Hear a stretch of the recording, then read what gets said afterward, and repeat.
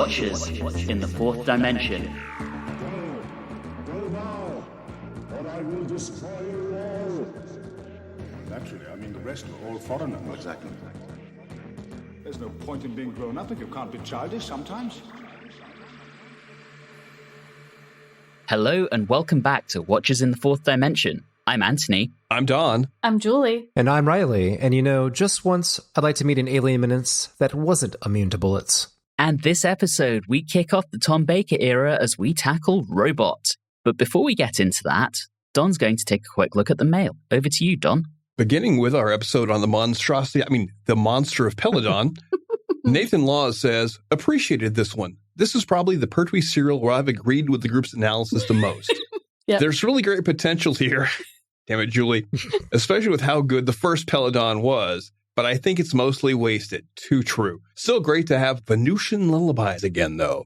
Agreed. Mark Saunders says, yes, it's a shame it just didn't have the same sheer quality as Curse. It should have worked and been a joyous revisiting of that earlier classic, but aside from seeing what has happened on Peladon since Curse and the Ice Warrior twist back, it doesn't have a lot to attract it. It shows how difficult it is to recapture that elusive lightning in a bottle. Too true. Too true. Bill Amon says, love the history lesson, especially with my degree in economics. Love the serial summary, too. Wonderful discussion. I keep trying to get more friends to listen to you. You really do deserve more listeners. Thanks a lot, Bill. We appreciate that. Moving on to Planet of the Spiders, Mark Dunstan says, the production team wanted to give Pertwee an excellent story to finish him off, but this is not that story. Too long. I will give it 5 8-legs out of 10. That sounds fair. Kieran James Evans says, I'd give it a 6 out of 10. His unit of measurement is sadly not described. It is a messy Pertwee greatest hits, which is way too long. That aside, this one is the first time where the repeat season omnibus edition actually survives. Since season 8, there was only one story chosen to be edited down and shown in one go at Christmas. So far, it's been The Demons, The Sea Devils, The Green Death, and now this. It's an hour and 40 minutes and is sort of better, but suffers a little from choppy editing. Probably an hour and 50-minute cut would be better, as it's still shorter than the original, but smoother in the flow of the story than the omnibus edition. The omnibus edition on the DVD is presented unrestored, so it's an interesting comparison to the restored full story. Now, I do like that this story is all the Doctor's fault. If he hadn't taken the crystal before, the spiders would have found it earlier, and the feedback loop would have destroyed the spiders much earlier. And that ending is effectively the Doctor coming to terms with that. Personally, I like to think that the events of the War Games hang over the Third Doctor, and it takes effectively all of his run to get over them, with this, the final part of that. It's an interesting perspective. I think so as well. And that completes the mail. Thank you, Don. And as a reminder to our listeners, we really love hearing all of your feedback, comments, questions, thoughts, etc. And as you've just heard, we do try to read out as many of them as possible. You can reach us on Facebook, Instagram, and Twitter at Watchers4D, or via email at watchers4d@gmail.com. We would love to hear from you, so please do send us a note. Anyway, looking behind the scenes on Robot, we've got quite a lot to cover this episode because we have a new Doctor. So we will start with that. And I think, as we've mentioned in the past, Jon Pertwee had told Barry Letts and Terrance Dicks, the producer and script editor, that he would be leaving over the Christmas break from 1973 into 1974. So Letts and Dicks spent much of early 1974 searching for the next actor to play the Doctor. And they wanted a different type of Doctor than Pertwee's man of action. And they decided that the new Doctor should be young in spirit, but old in appearance. Actors initially considered included Ron Moody, who had played Fagin in the 1968 film Oliver, Jim Dale, a regular in the Carry On films, Richard Hearn, best known for a character called Mr. Pastry, that's a new one to me, Michael Bentine of The Goon Show, Graham Crowden, who we will go on to see in season 17's The Haunts of Nimon, Bernard Cribbins, who's best known to many of us as Tom Campbell in Daleks Invasion Earth 2150 AD, and as Wilfred Mott in the David Tennant era of the show, and rest in peace, Bernard. And finally, Tommy Steele, a former pop star who had turned to acting. Ultimately, though, Letts and Dicks were ready to offer the role to an actor by the name of Fulton Mackay, who we had previously seen as Dr. Quinn in Season 7's Doctor Who and the Silurians. However, the new BBC head of serials, Bill Slater, received a letter from an actor named Tom Baker. Slater and Baker had previously worked together on a 1972 edition of Play of the Month. Baker was struggling to get acting roles and had been moonlighting as a construction labourer to make ends meet. Slater encouraged Letts and Dicks to go to the cinema and watch Baker's performance in Ray Harryhausen's The Golden Voyage of Sinbad. Letts was so impressed with Baker that he immediately abandoned his idea to have an older doctor, and following a meeting with the young actor on February 7th, 1974, he offered the role to a very surprised Tom Baker. And he was contracted for an initial run of 26 episodes and was duly unveiled to the press on February 15th.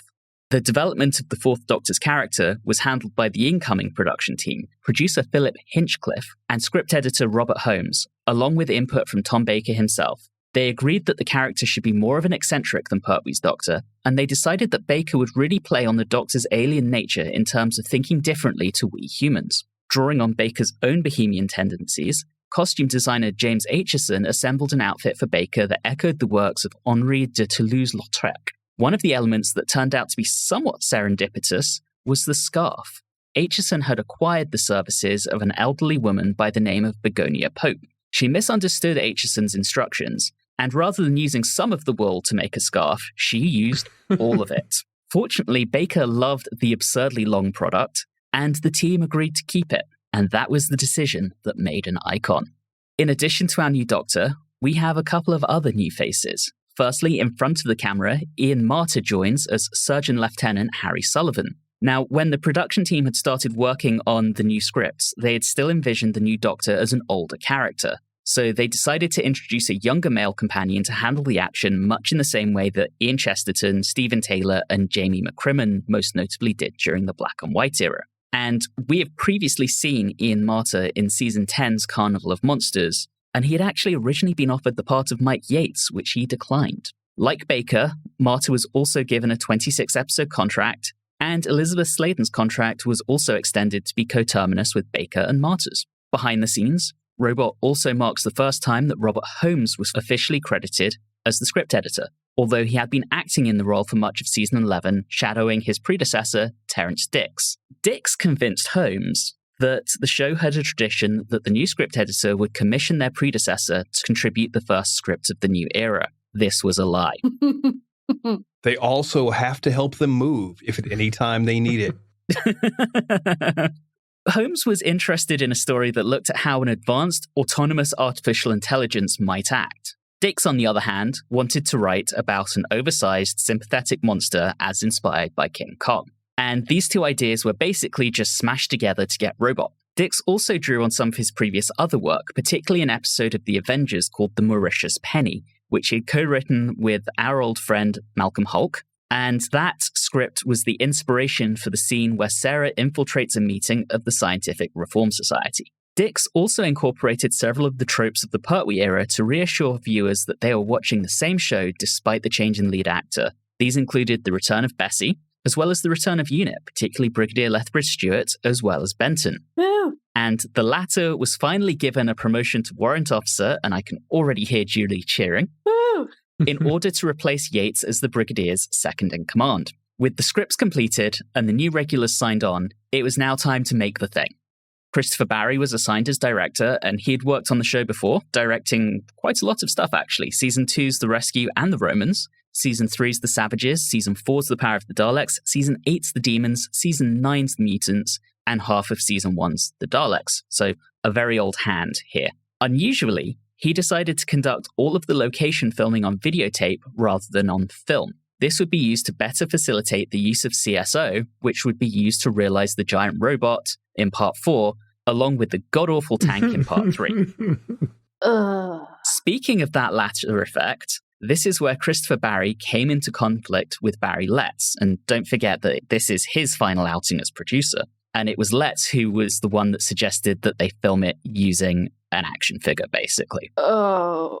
Good choice, Barry. Joining Christopher Barry's creative team, we have James Aitchison, once again providing costumes, Dudley Simpson providing incidental music, and George Galaccio returning as production unit manager. The only new face among our major players behind the scenes is designer Ian Rawnsley, who makes his only contribution to the show. He's also known for not just work on Z-Cars, but also its two spin-offs, Softly Softly and Softly Softly Task Force. And he also worked on Top of the Pops, Some Mothers Do Have 'Em, and To the Manor Born. Don, you're so happy right now. I am, actually. He got the trifecta, guys. Recording of the serial itself was impacted by an ongoing dispute between the BBC and its scene shifters, which resulted in some recording days being cancelled, as well as certain scenes having to be shot around objects that were left on set that couldn't be moved without angering the unions. One particular piece that they couldn't move was a ladder, and I think that's kind of crazy, like anyone can move a ladder, right? The final scenes of the serial were shot on June the 7th, 1974, bringing the show's 11th production block to an end and marking the point at which Barry Letts formally handed over to Philip Hinchcliffe. In terms of finishing the serial, there was one final element over which Hinchcliffe had control, the title sequence. And he decided not to make any major changes from what he inherited and asked Bernard Lodge to replace Pertwee's profile with Baker's and to add an image of the TARDIS. And with that, an iconic sequence was born. As we already know, the story was filmed as the final story in the show's 11th production block, but was held over to be the season opener for season 12, and was broadcast between the 28th of December 1974 and the 18th of January 1975. And the first episode attracted a very respectable 10.8 million viewers, many no doubt tuning in to get a first look at the new Doctor. And with that, it's time for us to move into the short summary, so thankfully I can stop talking for a bit, which is in the hands of Julie this episode. Over to you, Julie. All I wanted to do was join an organization with other like-minded, smart individuals. Come to a few meetings, they said. We want to make a world a better place, they said. Instead of forming political parties or creating world-saving technologies, they rely on a mad scientist with crazy hair and his overly dramatic robot. They decided to take on UNIT, and that was really a bad idea, since they had the Doctor. Bad decisions made. Definitely heard about him after that dinosaur incident. I also heard that after our last rally, they tried to nuke the world and grew a robot to 100 plus meters or so. I just took myself right on home and fixed myself a cup of tea. Nice. All right, so part one, and we start with that new title sequence. It's not that much different other than, here's the TARDIS. And thankfully not a full body shot of Tom Baker. Yeah, I was about to say it's more personable that way. You get to really see him instead of that full body shot where it just doesn't seem right. Yeah. And of course, we start out with a direct continuation from Planet of the Spiders, which is something we haven't seen in a long time, it feels like. Yeah, to have kind of like a recap, a replay of a previous serial. Yep. Yeah. We don't see that a lot. Exactly. I like it. It's kind of needed here. Mm-hmm. I agree. It's just we don't see it often. Right. So I did like that. I do like that Benton walks in and he's just like, oh, okay. He did it again. How nice. Nothing gets to Benton. Nothing. And we basically, with Benton, immediately get an indication that he's been promoted. It's not explicitly pointed out, but here he's referred to as Mr. Benton, because I don't know if it's the same in the US Army, but in the British Army, warrant officers are addressed in that manner. That is correct. Very, very subtle, but it's nice to see it acknowledged straight away. Although I did notice he's still credited in the end credits as Sergeant Benton. Sometimes it takes a little while for things to be written down. When I got promoted at work, it took a couple of weeks for that to show up on my instant messenger, so I understand. That's fair. Mm-hmm. Yeah, he was just very, very ready with that sewing needle to get his new badge on his uniform. Oh, absolutely. 100%. He just had it in his pocket. It's like, I'm ready. Benton's attitude here is just another reflection of the Brigadier's attitude, where his attitude throughout the entire scene, this opening scene, is continuing from before, and it is really funny. It's not just the taking it all in stride and, oh, this just happens all the time, but also becomes slightly annoyed by it all in this first scene. He really does seem annoyed that this is happening. It really gets in the way of him being able to talk about coffee. Yes. And make coffee. I just think that's an excellent second layer outside of him being not fazed or having no amazement at what has taken place.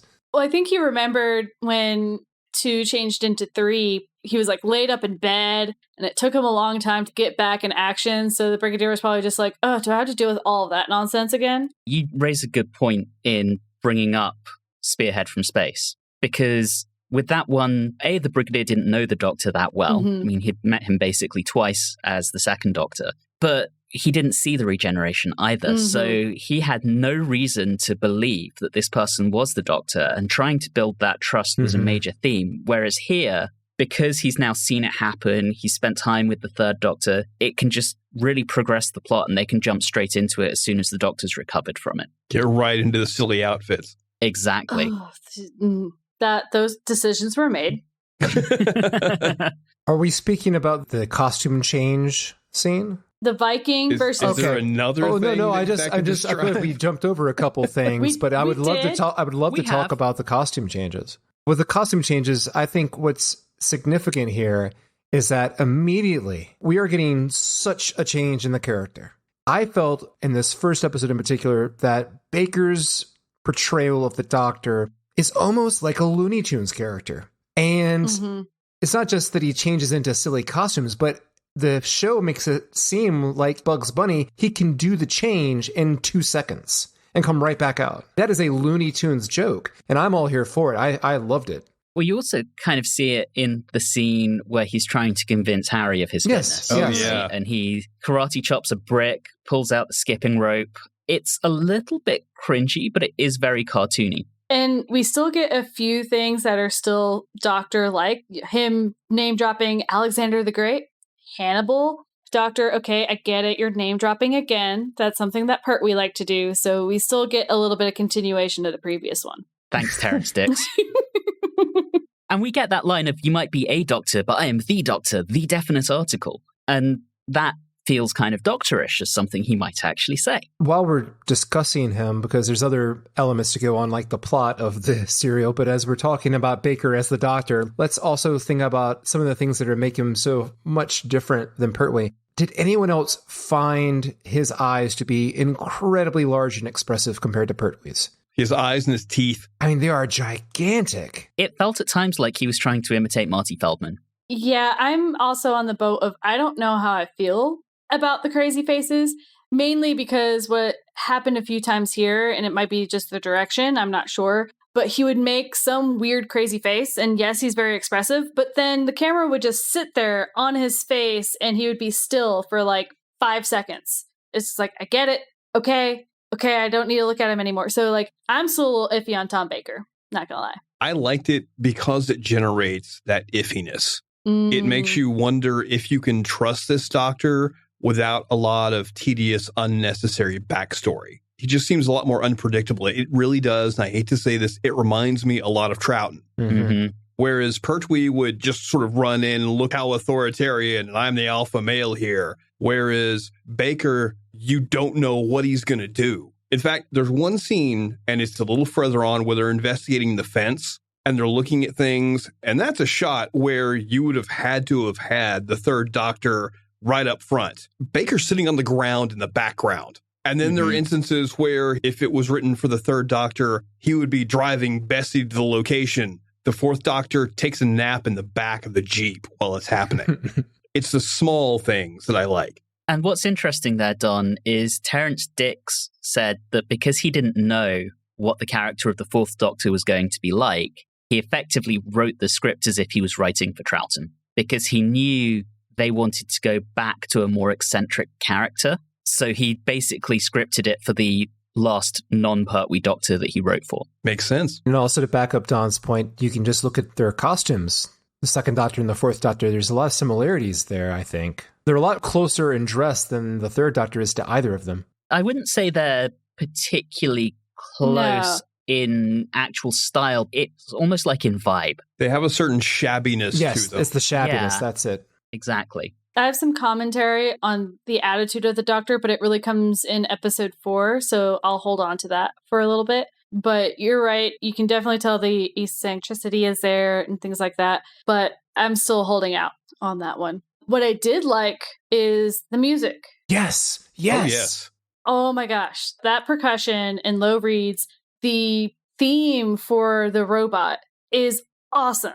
Now, it does get a little bit repetitive just because the robot's on screen so much, and so we continuously play that theme. So by episode 3, I was like, okay, I get it. But it was a very good theme. So I'm very happy about that. Dutters is bringing it. I thought it was very effective during that opening sequence, or at least we're seeing through the robot's eyes. Yes. And it's almost like a slasher movie, the way it's shot and with the POV, yeah. Yeah, kind of horror movie score. I thought that was really effective, and it works pretty good right up until you actually see the robot's really crappy little wrists. I'm so glad you brought that up. Everything about the design I'm fine with, but that is just drives me up the wall. Also, do we have to continuously have the Lego hands? I get the Ice Warriors have it, but we really didn't need it with this robot as well. That's the thing with the reveal, the POV shot, and then like, especially when he takes out, I'm sorry, I cannot remember the character's name, the older gentleman who had the safe. Oh. Mm-hmm. Did anyone else think, and this is maybe a very deep reference here, that it was the Old Glory Insurance bit from Saturday Night Live about the robot insurance?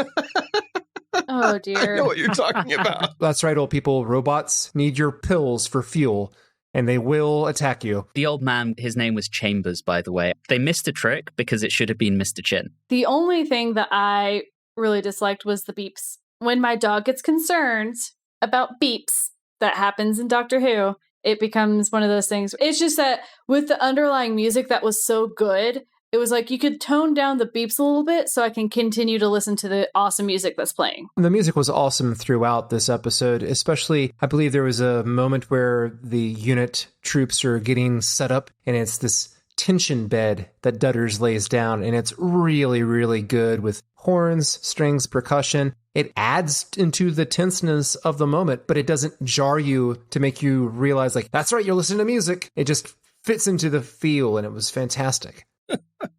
So we've got this robot that's going around killing people and stealing things. We have the Doctor with the Brigadier and Sullivan and to some extent Benton. We have a third plot line that ties everything together, and that's Sarah asking the Brigadier to get her a visitor's pass to Think Tank so she can write a piece on them. Which is wonderful, and I love that the Brigadier, for once in his life, isn't going by protocol, and he's like, yeah, absolutely. Yeah. I think it's cool because it ties everything together, but it's also her going off and doing her own thing. It goes back to that question we were asked when we did the season 11 retrospective about her having her own career, and we see her here continuing to pursue that. I agree with all that, but I also found it extremely coincidental that she just happened to go to the same place. If they just put something in that would maybe have given her a reason to go there that was a bit stronger, I would have liked that better. But I liked everything she did there. I hear they're doing some really interesting things with robotics or something like that. Yeah, just something to make that a bit of a stronger tie. Instead, she calls the Brigadier a swinger. Yeah, she did. It's the mustache. I don't think that means what you think it means, Sarah. But we also get our tiny bit of feminism with finding out that the director is the woman, because this is how we make feminism happen in these episodes, is just, oh, hey, look, woman in charge. This means that it's feminist. Okay, that's not quite how that works, but okay, I see you're trying. And we immediately get Sarah Jane talking with these folks, and then immediately just barging into a door that says positively no admittance. Mm-hmm. Without any reason to suspect anything's going on. She's just like, I want to go in there. It's almost like she does, though, because she mentions, and very deliberately mentions, the disintegrator gun while she's there, and then barges her way into the secure area. It's risky behavior, and I don't think she would do it without a reason. So I think she suspects something of Think Tank, but it's not explicitly said before then. And that's where the script could be better, to give her that reasoning, because she just comes off as kind of rude and slightly crazy for just doing that. But not as crazy as J.P. Kettlewell. Oh, Professor Bedhead. Yes. Incidentally, the actor who plays Professor Kettlewell is the same one who played Professor Watkins in The Invasion. He is clearly being stereotyped as a crazy professor. One of the things that I personally think they did a pretty good job of is I didn't necessarily see him as being one of the kind of side villains, I guess you would say, because he's not ultimately the bad guy. But I really didn't actually see him as being on the side of crazy director lady. Yeah, that's true, because really, if you think about it, if they were doing this, I don't think they'd really have any reason to move him to a different location and keep the robot. It seems like they were thinking steps ahead, and they wanted to make him seem as much of a harmless old man as possible. And they did a very good job. I guess, but once you've got a disintegrator gun, you don't really have to worry about it. True, but I think that it's impressive that they were thinking so long-term and that Kettlewell did such a good job of coming across as someone who's completely harmless when he's actually not. He's a paid-up Nazi, basically. Yeah. What I like about the way this story pans out is as Sarah's investigating, we see the Doctor starting to put the pieces together. He knows the plans have been stolen, some of the parts have been stolen, and therefore someone is clearly building the disintegrator gun. In the meantime, we've got Sarah going around asking about it, and the Doctor has the opportunity to tell the Brigadier and get some additional security on the gun. And this just kind of shows him just thinking ahead constantly, because when the Brigadier comes in and tells him, this is everything we've done, the Doctor says, well, can still get to it from below. It just shows him as being clever. I dig that with this Doctor. We finish this episode with the robot having stolen the last piece that they need to build the gun. Sarah blags her way back into Think Tank, having her own adventures, and comes face to face with the robot. That's our cliffhanger, and that takes us into part 2. All right. So we had an appropriate length recap. I thought you would enjoy that. So, yay. You sit there with a stopwatch every time, don't you? Maybe. I can also just hit pause and see what the time says. But yes. And we finally get the Doctor realizing that Sarah Jane is missing. Took him long enough. Not just that, but she runs straight into Miss Winters when she runs out from the robot, who just brushes the whole thing off as a joke, as if that was always what was planned since they knew what she was up to. And I can't really put my finger on whether the scientists are intentionally trying to act suspicious with her, or they're just playing a cat and mouse game. It feels like cat and mouse. It feels cat and mouse. Yeah. Okay. Because it just felt so intentional for them to act in such a suspicious manner. It's just kind of blowing my mind. It's like they wanted to get caught. The robot starts telling Sarah what it's programmed for. It includes mining and handling radioactive materials, and Miss Winters is like, okay, shut up now, because it's telling her too much, like given that it has just been mining and handling a radioactive material. It also doesn't help that these scientists think that they're the elite and that they're better than everyone else. So I think they have a feeling of, even if she figures something out, it doesn't matter because we're too smart. And they don't quite count on the Doctor. Sarah's reaction to the robot, I think, is very similar to what Jo would feel like with the robot.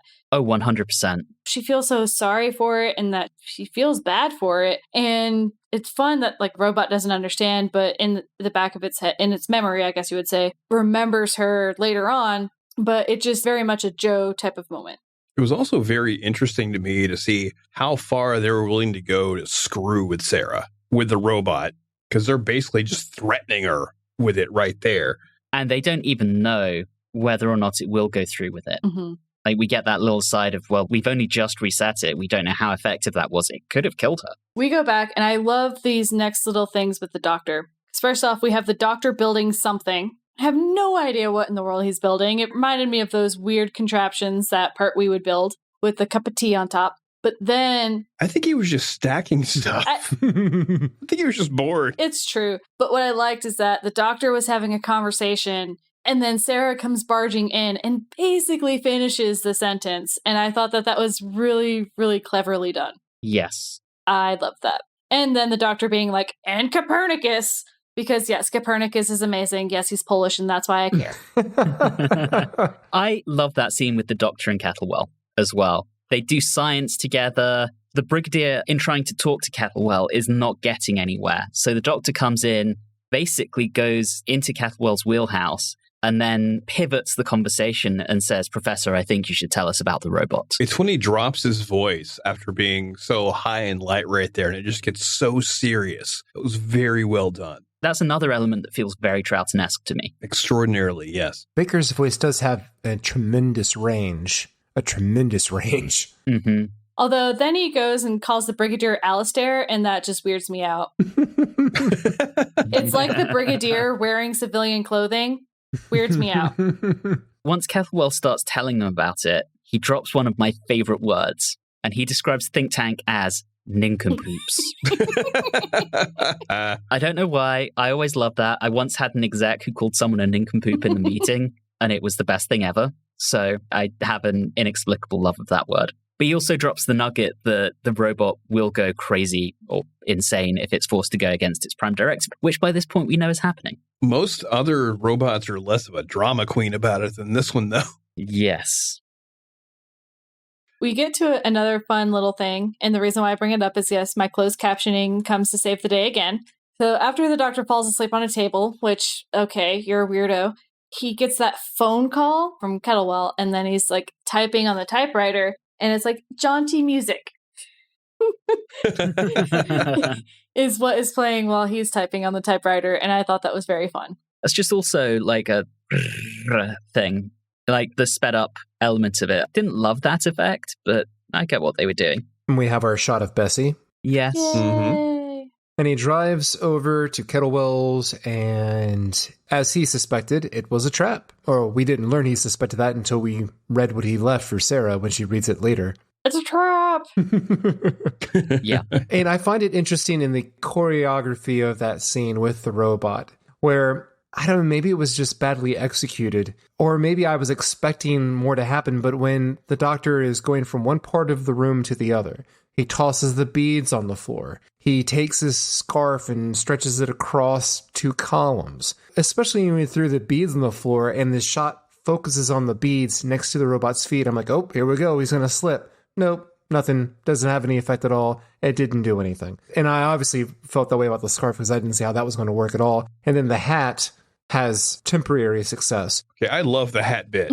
The hat bit amused the hell out of me. It was a very good bit, and it just was interesting to see. I feel like if this was Pertwee, he wouldn't be trying to do things like, let me trip it up, or let me throw beads on the floor. He would be like, how can I karate chop this? But here is like a person who you know is intelligent, and he's just using not his strength, but just his cleverness to figure out ways to take the environment and use it to his advantage. Now, before we get to that, there are 2 other things in this episode I want to discuss, since that's basically our cliffhanger. Firstly, this is where we start getting introduced to the Scientific Reform Society. So episode 1, we find out about Think Tank, and then there's this even more sketchy, shadowy organization that's infiltrated Think Tank, which is the SRS. And Sarah goes along, talks to someone. The guy she talks to looks a little bit like Goebbels. And, you know, she's being told that her attire would be unacceptable in the world that would be ruled by them, and they believe in rule by elite and not democracy, and basically very quickly established as these are just not nice guys. And they wonder why they're getting bad reviews. Yes, exactly. 1 star would not like to be lectured in a sexist manner by these guys again. And is the second thing that Benton got promoted because Benton got promoted? That was not it, but that is explicitly called out here, so yes. And Julie, I did note that when Sarah says congratulations about time 2, that you were probably almost certainly agreeing with that. Absolutely. I do think it's interesting he effectively gets promoted 2 ranks, because above sergeant in the British Army would be staff sergeant, so double promotion for Benton. Yay. Good for him. No, the other thing I had was Harry being sent in. And if the link to the Avengers wasn't explicit enough before, he looks just like Steed, complete with bowler hat. He does look like Steed. I did have that written down. He really does. It's the chin, I think. It's the bearings. He even tips his hat in the same way that Steed would. Well, he doesn't do a very good job, but we'll get there. Steed tended to get captured and had to be rescued by his female sidekick. That was a trope of the Avengers. Maybe he succeeds actually at being Steed and getting himself captured. Anyway, I feel like with all of that mentioned, we've talked about the Doctor being tricked and having to face off against the robot, and we have a second cliffhanger with someone being menaced by the robot, and that takes us into part 3. Episode 3. If you thought that we were changing eras and we weren't going to get long recaps, you were sadly mistaken. You stole my thunder. What I will point out here is we haven't fully changed eras. This is the last of Barry Letts. He strikes again. Recaps and CSO. Barry Letts is a problem. We haven't touched upon that yet. We've had some CSO. We'll get into the more. But before we do that, Anthony in the behind the scenes mentioned the video. Did anyone else find the use of video incredibly striking and disorienting?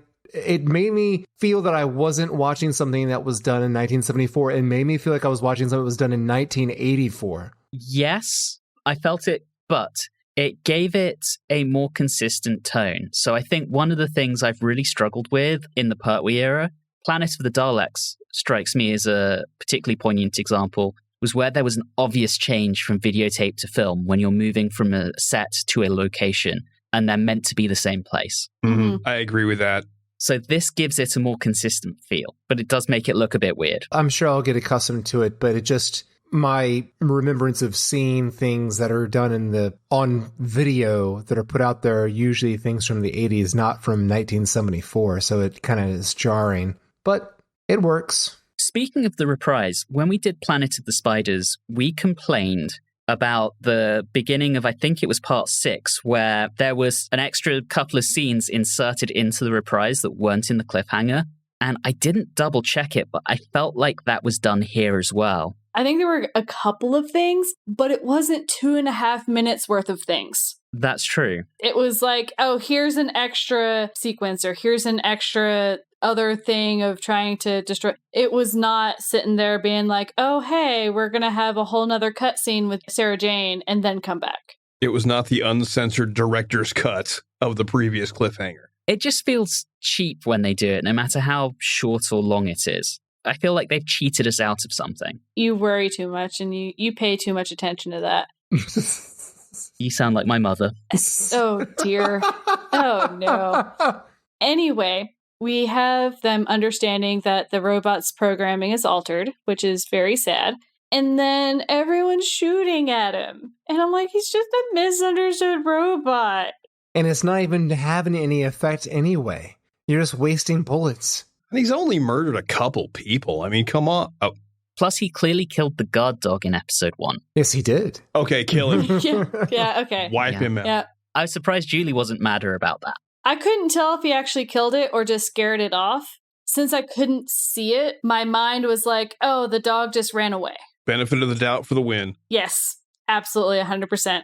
No dead dogs here. I do enjoy the scenes with the robot and unit troops where this is before the robot gets that disintegrator ray, but they just keep shooting at him, and it's just strategic moving around to just keep repeatedly shooting him and doing nothing. I especially appreciate it when it came from behind him and got closer to do it and still no effect.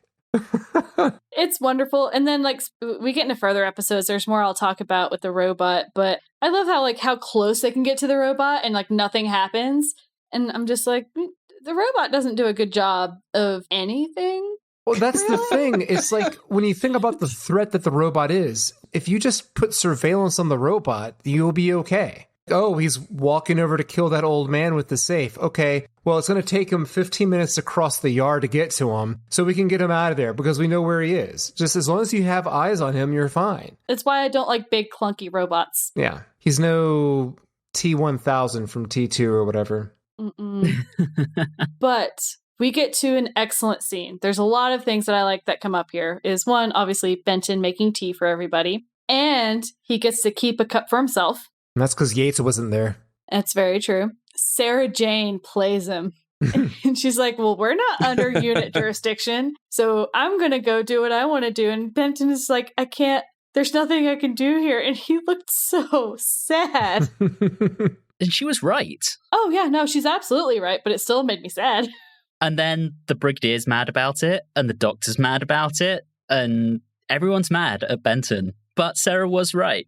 Although, one of my favorite conversations is the conversation between the Doctor and the Brigadier after talking about what's been stolen. And the Brigadier says, naturally enough, the only country that could be trusted was Great Britain. And the Doctor says, well, naturally, I mean, the rest are all foreigners. Quite right too. That was one that kind of hits close to home nowadays because that's a lot of feelings for a lot of people in a lot of different countries. But yeah, it's just so telling. So Julie, you touched on finding out what was stolen, and beyond the plans to the disintegrator gun, it was only the launch codes for the nuclear weapons of the USA, Russia, and China. That are all kept in the same location. That seems kind of dumb. And now the SRS has the ability to nuke the world. There's a huge flaw in their plan here. They want the world to be a better place. One of the things that they said is that as the elites, they should be listening to us, but all they do is just do everything incorrectly. So what are we going to do? We're going to nuke the world, which is going to destroy the world for decades, if not centuries. For a bunch of scientists, they didn't seem to think about the half-life. Yeah. Especially when they believe strongly in an environmental cause. I can't think of something that would do more damage to the environment than what they are threatening. Given that they were all a bunch of scientists, do you think they just completely neglected to have a nuclear physicist in their org? I think it's childish mentality. Well, this is my ball. If you don't want to play by my rules, I'm going to take it home with me. And the other thing, too, which would have made a lot more sense, and I might be jumping the gun a little bit here, but they have a bunker, they're going down there and all this other stuff. You find out they don't even know if they have enough food and water for this. Like, mind blown. If you're going to plan to nuke the world, you should have a better plan. I think as far as the groups that we've seen that are doing something terrible for the good of the world, this probably has the worst plan and the worst planning to initiate that plan. It's just sad. Yeah, it almost makes me think that their plan was to threaten to nuke the world and have the world agree to basically adhere to their rule instead. What it actually feels like is that scene in one of the episodes of Black Books where the Jehovah's Witnesses turn up at Bernard's door and he's trying to avoid doing his taxes. So he opens the door and says, "We're here to tell you about Jesus." And he goes, "Great, great, great, come in." And they sit down and they're like, "Well, we don't know what to do next." Our bluff has been called. So we go to this meeting. Oh, I love this meeting. I love this meeting so much. We have Crazy Lady. Like, oh my God. Turns out she is a full-on fascist. They even have armbands, guys. And gloves. Armbands. She's wearing black leather gloves in the middle of a meeting. What the hell? What is the deal with black leather gloves? What is the deal with that? What is in our minds that whenever you see anyone in a business suit, man or woman, you get them speaking in front of people, they use a lot of arm movements and they wear black leather gloves, you're immediately thinking they're evil. Just because of the gloves. Yeah. I'm not going to comment on that. But what I find also ridiculous about this whole thing, obviously she's crazy. She's talking about them being the elite. And I'm like, what makes you the elite? That makes zero sense. What makes anyone the elite? Please, I would love to know that. But what I'd also like to know is the doctor comes in and it becomes a comedy act and people just laugh and there's like a laugh track. It felt off that everyone was just laughing. I'm pretty sure they thought he was there to be entertainment for the meeting. Yes. That makes And he played it up as a distraction while a unit could show up. But I don't understand, like, that wasn't a type of meeting where there would be entertainment. I don't know. If I had to listen to her talk for that long, I would be willing for any kind of break at any point. It felt off to me. It just didn't seem to fit what was happening in that discussion in that meeting. Maybe they didn't think it was entertainment. Maybe they thought he was like a jester type of character. Someone, you go to an event, there's a person who decides to be a streaker. You point, you laugh. Well, haven't they had more of these meetings before? So it only takes once. Didn't Wimbledon have a streaker once in its history? Something to like throw people off and they would just get amused at the silliness. I actually want to go back to a point you made earlier, Reilly. I think this takes its influence from cartoons here again. The Doctor even gets up on stage and immediately says, "What can I do to keep you entertained until my friend the Brigadier shows up?" It's so over the top and exaggerated and something that would never, ever happen in real life that I can only think of this as basically imitating cartoons. He's very much Bugs Bunny in that manner, and that he's trying to use his wit, and he's trying to make himself the fool in order to distract people, which is also a very Troughton thing to do. Right. I am loving Baker as the Fourth Doctor. Every single element of it I am enjoying. I think my favorite part of that is when the Brigand unit shows up and someone fires a shot and he acts like he's been shot and lays down on the table. And then when Sarah's like looking at him, he winks at her, even though there's an entire audience there that will see the same wink. It's brilliant. And to your point, Don, units to the rescue, and Sarah's taken as a hostage, which is just... I don't even understand that. This is what I was talking about earlier. Benton and the Brigadier were within like a foot of Sarah, and they were right next to the robot, but the robot wasn't doing anything. So I really was very confused. I'm like, you could have easily have gotten Sarah. Yes, the blocking for that entire scene plus their escape is poor. Bad. Yes. Very poor. There are moments of questionable direction. The blocking was so poor, I couldn't tell whether he was using the robot as a shield or not. That's how bad it was. It was so unnatural and so not meeting the angles of where the unit troops were firing. I just couldn't figure out what he was doing. And that's disappointing because we know Christopher Barry is a good director. Absolutely. that kind of thing is beneath him. He has one or two things coming up that I enjoy, but we're about to get to something that he does that I think was mentioned in the behind the scenes that was forced upon him. We should start to wrap things up, so let's talk about this bunker. It's got an automated defense system, which I think is pretty neat. It's the kind of thing you'd expect some scientific fascists to come up with. I immediately figured out what they should do. I was like, okay, so you hide behind the entrance of the bunker, you lure the robot out, and then you sneak behind it and you go in. I was saying that in episode 3, they didn't do that until episode 4. I was like, come on, guys. It's not that hard. But in the assault on the bunker, we do get the Doctor using his sonic screwdriver to detonate the mines, so a nice Sea Devils throwback. Yep. This is my least favorite use of sonic screwdriver, which is basically like it does whatever it needs to do just because we need it to do the thing. That's very New Who. Yeah, this use of the sonic was just like, oh, hey, how convenient. I can blow up these things. And oh, how convenient. I can put a little laser on it and I can use it as... I'm like, oh, come on. Although that laser attachment pretty much stays on it for the rest of his run. I'm kind of okay with that. It's just, I guess what didn't happen is that there were no rules established for the sonic. And so at this point, we're still figuring out what it does, and it just seems like it can do everything. This is written by Terrance Dicks, who has overseen every single script since the War Games. So candidly, I think he should know better. Anyway, sorry. I love seeing the sonic screwdriver. I hate how it's used because it's over the top and ridiculous. All right, since we're getting to the end of the episode, we have Miss Winters sending the robot out with the disintegrator gun, which is used on a unit soldier. Poor guy. I'd love a cut away to his friends at the bar like you get in Austin Powers, but anyway, that's neither here nor there. And, of course, we get that piece of Barry's bad CSO. The Action Man tank. Beautiful thing. Best CSO we've seen.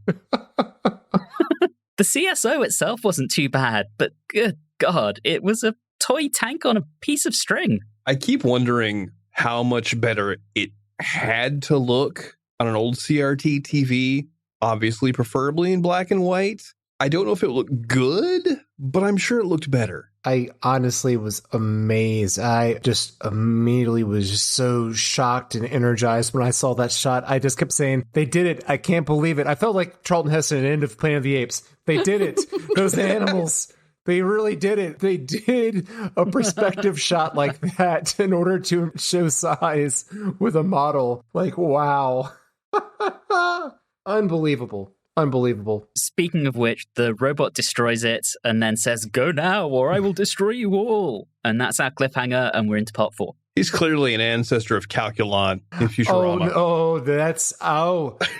He goes full Calculon when Kettlewell dies. Once we saw the twist with Kettlewell, we all kind of felt it coming that he was going to get killed. But then Don is absolutely right. When the robot reacts to that, that is full Calculon right there. Absolutely. Just so overly dramatic, but I enjoyed it. Can we add some points to the camp count? Yes. For the robot? Wait.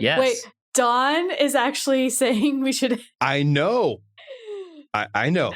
How many are we adding? I don't care. At least 2. Let's go with a full 4.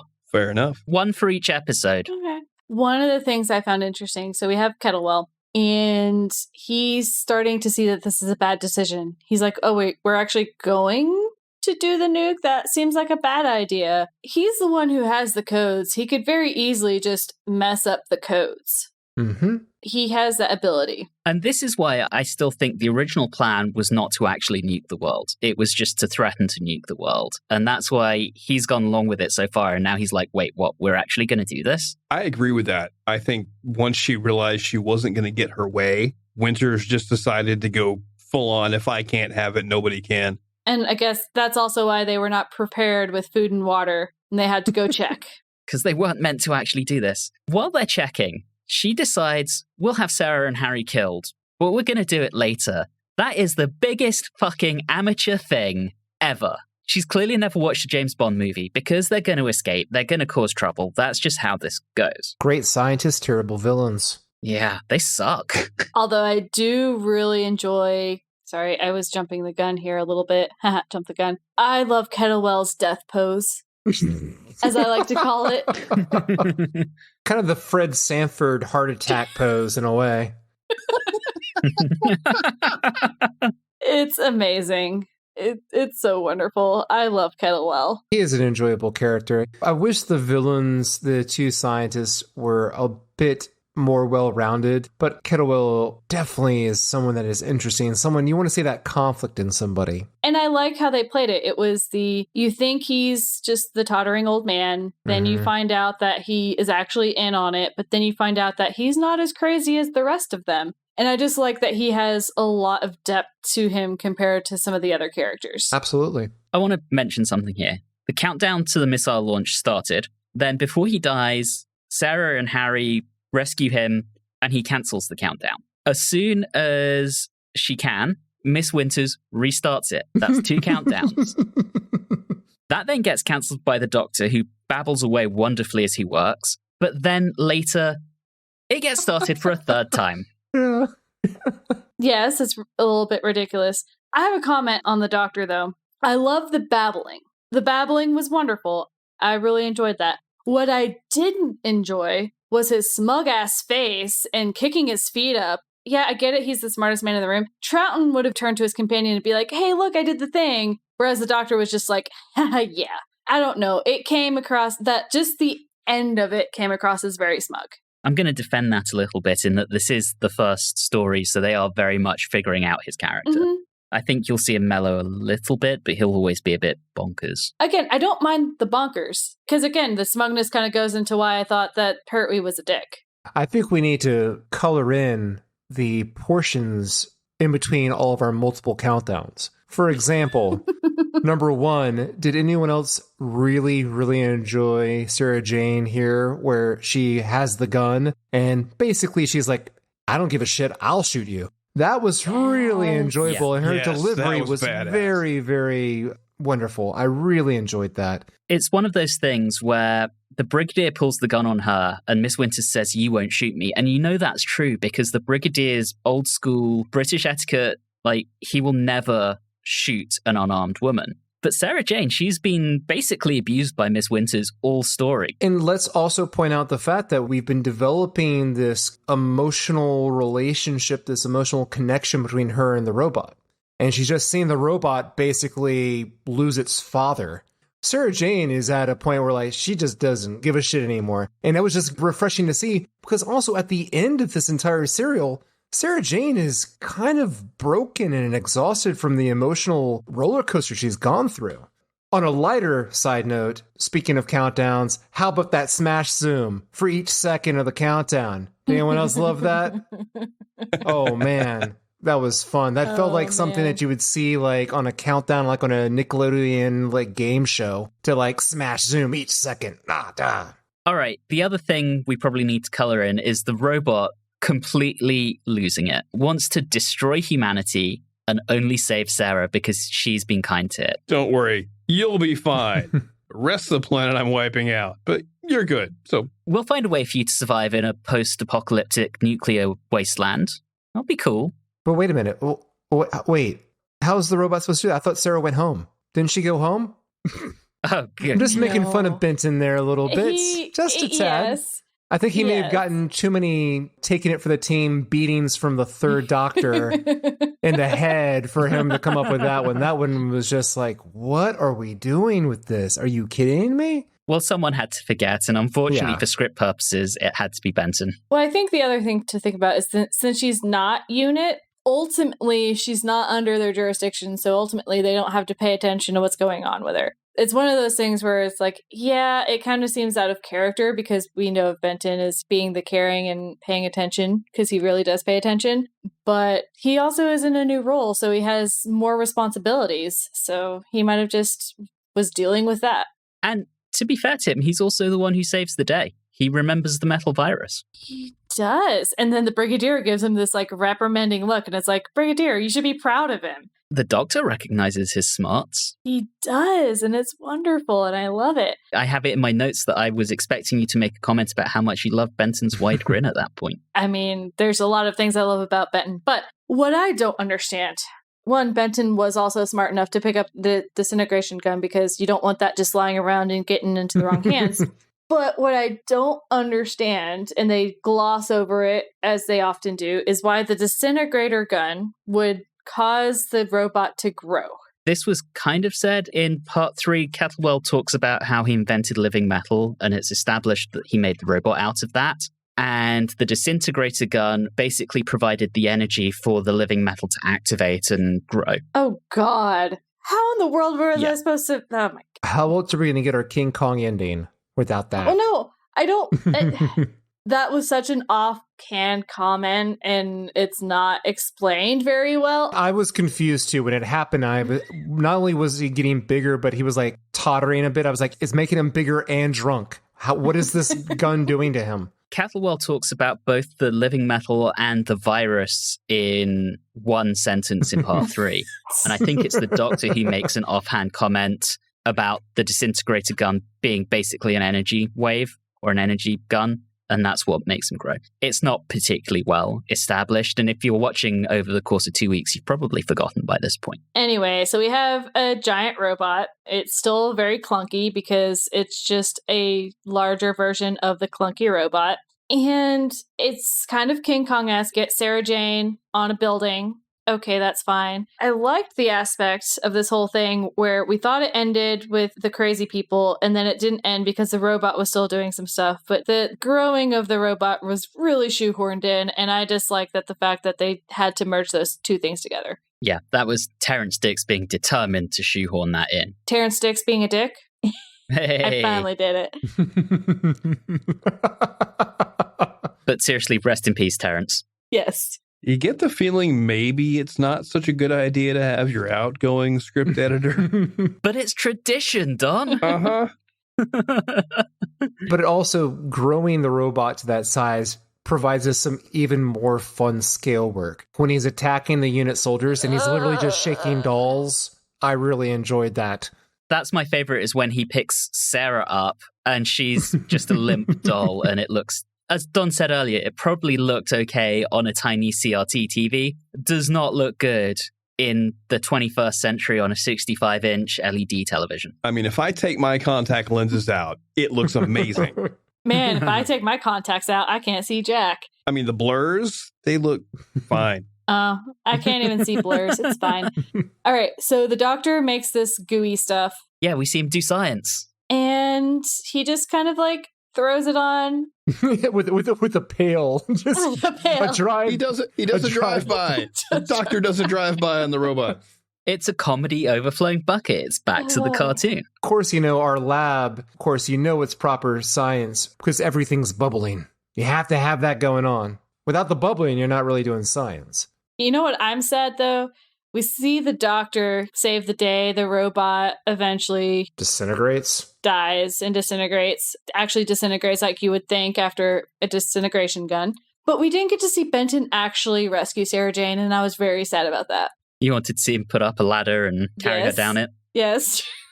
Climb up a photograph of a rooftop. Yeah. As I hinted at before, I don't really think she would have appreciated it because, my God, in that last scene, she's just staring off into the distance. I mean, she has a 1,000-yard stare. She is messed up. Before we get to that, because I do want to talk about that, the robot's death, it's stumbling around, shaded red in post-production, while shrinking and going, it's comedy gold, and I don't think it's meant to be. I felt very awkward with it. In moments, I did find it funny because of how it looked, but it's so clear that the serial wants us to feel sympathy for him. Yeah, the music suggests that it's a serious, somber moment in which you're meant to feel sympathy, and it's just funny. Kind of felt like they cancel each other out, and it just made it feel awkward instead. Let's talk about Sarah, because she is clearly very emotionally impacted by the events of this story. We've had it some in the past where companions have been affected, but I feel like this is one of the bigger ones. I think so too. I do. And, she's kind of been through the ringer in this story. Mm-hmm. Between Miss Winters trying to order the robot to kill her at the beginning, to then being actually captured and threatened to be killed, and then the robot basically is threatening to destroy everyone except her. She faced all 3 countdowns, I believe, on her own. Yeah. It's difficult to believe that she wouldn't have some form of PTSD here. This is one of my favorite Doctor moments, was him offering the jelly baby. And that 100% feels like the Doctor to me when he doesn't get it. Mm. That's very Doctor. Yeah. Also add that to the count. +1 to the jelly baby count. Yes. Now, does he get 2 because he then offered some to Sullivan as well? Yes. Perfect. 2 instances of jelly baby offering. And of course, that's how he basically talks her back in. He breaks the tension with the jelly baby. If only that worked in real life for PTSD. A lot of people would have far fewer problems. And this is also how we really get introduced to the fact that Sullivan is going to be a companion. It was not alluded to at all before. No, he just had someone crack something over his head. That's pretty much all we knew was going to happen to him. Yeah. I like his style. You know, the double-breasted jacket, the large collar shirt, and the cravat. He's beautiful to look at. I get that, but, you know. Beautiful to look at. Watch out, Minton. Yeah, Julie's going to enjoy this season. You know, this is the last episode where Benton really appears for a long time. He's not a regular anymore, and you know it. We get him twice more next season. That's next season. Anyway. So he gets tricked into going in, and I love his reaction of, oh, I say. Wonderful. In addition to that, I do want to touch on a couple of things the Doctor says. So how he describes the robot as a wonderful creature when talking to Sarah, that felt incredibly warm. And then his little tantrum, and Sarah accuses him of being childish. He says one of my favorite lines, which is, there's no point growing up if you can't be childish sometimes. I've always adored that line of dialogue. It's a very good line. And once again, you can hear Troughton saying it. Oh, that's 100% Troughton. And then that final shot, Lethbridge-stewart. Well, Doctor, about that dinner at the palace. TARDIS dematerializes. Yes, I'll tell them you'll be a little late. Oh. I think every show should end with the Brigadier saying something snarky. I don't just mean Doctor Who. I mean every show. I thought you were going to say that every scene should end with him saying something like that, and then like a classic 80s freeze frame on him. And then the title music plays over it. Find a way to shoehorn the Brigadier into The Young and the Restless. Oh, no. Okay, normally we would jump straight into rating this, but for both Power of the Daleks and Spearhead from Space, I asked a question, and in Troughton's case, I kept asking it until everyone said yes. And I think, Reilly, it took you about 3 stories. So, is he the Doctor yet? To you. And we'll start with Don. Yes. Julie? No. Reilly? 150% yes. And I'm going with yes as well. So, Julie, we'll ask you again at the end of next story. Mm-hmm. Part of it is there's a lot riding on everyone says the 4th Doctor's the best. Well, just about everyone says it. So I have very high expectations, and I think it's partially just because of the writing probably really doesn't help. That's fair. Speaking of that, we'll move into rating it, and I have the privilege of going first this week, and this is a solid story. It's not one of the very best, but it does what it's meant to do. It introduces a new Doctor. It did exactly what Terrance Dicks wanted to do in having those prior characters there to reassure everyone this is still the same show. Things are going to be a bit different, but it's still the same show. You're good here. The plot was a little ridiculous at times, but still fun. I enjoyed watching it. And there were a few issues with the direction at times, which was surprising from Christopher Barry, but not everything's perfect. So I think for me, this gets 7 attempted scarf trips out of 10.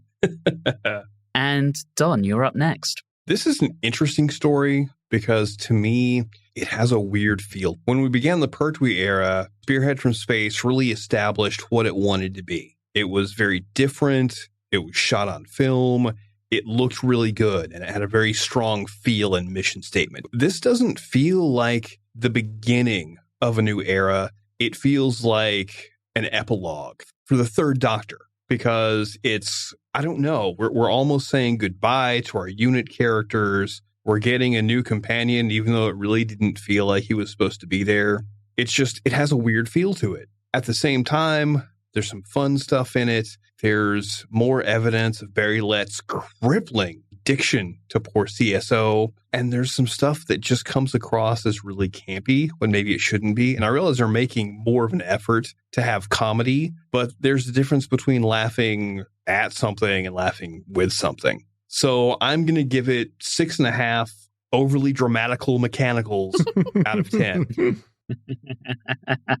And Julie, you're up next. There is a lot good with this serial. I really love Sarah Jane's storyline. I really love the music. I really love Kettlewell and how complex of a character he is. But there's just some things, and I think, Dawn, you alluded to it, is just a feeling. I was watching this and I was like, this just feels weird. It feels different than what I've been watching for the past couple of years. And to be fair, I want the new showrunner to kind of, new producers, new all that, whatever you want to call it. I want to have them so that I can get a feeling for what this Doctor's really going to be. And yes, I'm not quite sold on the Doctor yet, but I think hopefully that's mainly just a writing thing and we can move past that in a couple episodes. So I'm going to give it 6.5 promoted Bentons out of 10.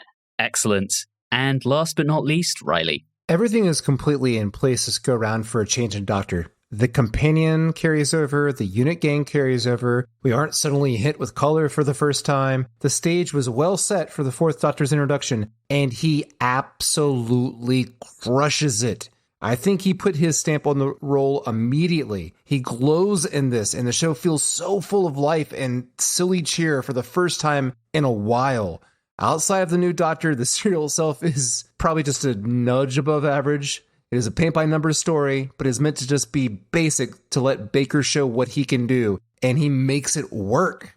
I am so very excited. Give me this type of story. Give me this type of Doctor. Make the story complex and brilliant, and you will get some high ratings from me. But for now, because of this story, has some warts on it, I'm going to temper it down to just 8 enemies of the human race out of 10. Wow. It's been a while, Reilly, since you've been so far above the rest of us. Well, that gives us an average of 7 for this story. So not bad for a first story of a new Doctor. But with that, we are out of time.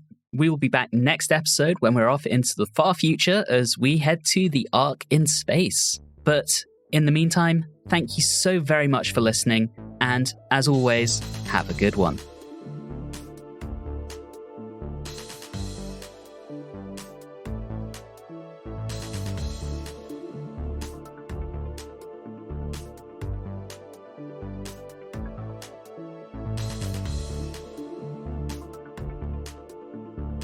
You have been listening to Watchers in the Fourth Dimension with Don Smith, Reilly Schreck, Julie Philippek, and myself, Anthony Williams. This episode, The Doctor Does a Drive-By, was recorded on Wednesday the 3rd of August 2022. If this is your first time listening into the show, all of our previous episodes are available wherever you like to get your podcasts. You can interact with us on Instagram, Facebook, and Twitter at @Watchers4D, and you can also email us at watchers4d@gmail.com.